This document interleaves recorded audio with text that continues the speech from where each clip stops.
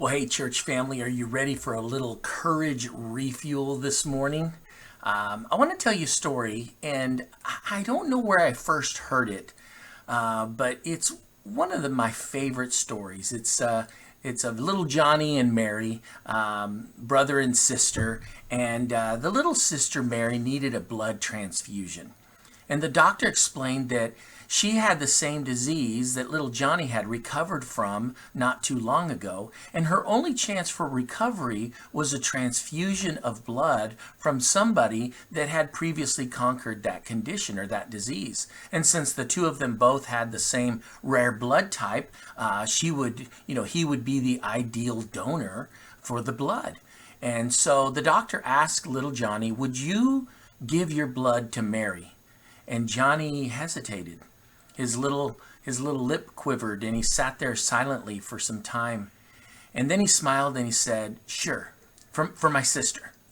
So the two of them were wheeled into a hospital room. Mary was pale and thin, and Johnny robust and healthy, and neither of them spoke, but with their eyes, Johnny grinned. As the nurse inserted the needle into his arm and Johnny's smile kind of faded, he watched the blood begin to flow through the tube.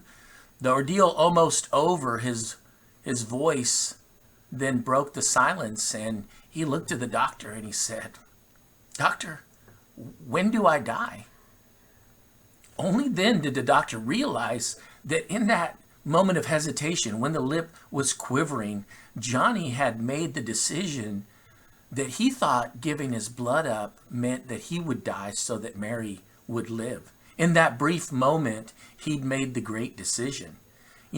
Fortunately, Johnny didn't have to die for his sister, but each of us, however, do have a condition that is worse than Mary's.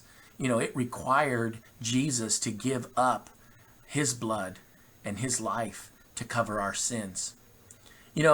Courage takes all kinds of forms.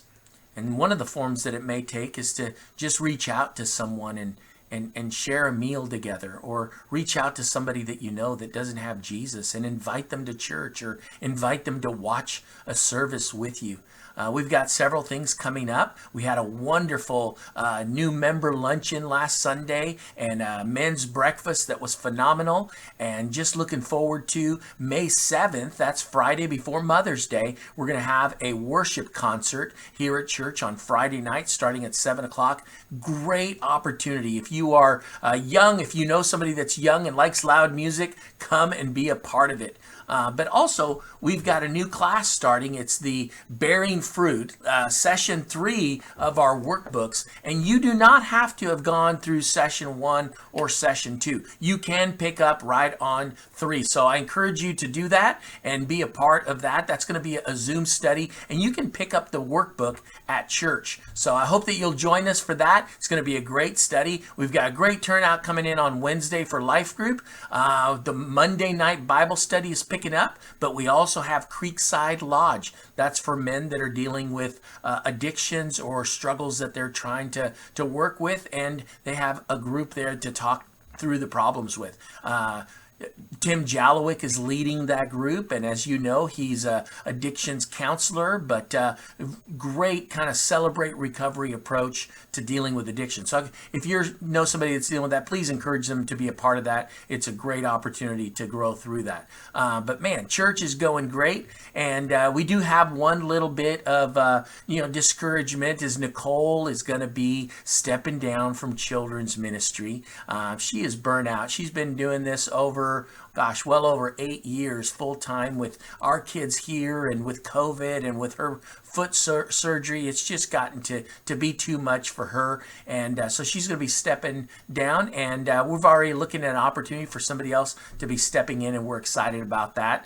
So don't worry about children's ministry. I think it's going to keep going. Candace is still going to be here, and we're going to have a great program for the kids. So God bless you guys. Have a great weekend, and see you on Sunday, whether you're in person or online. Take care.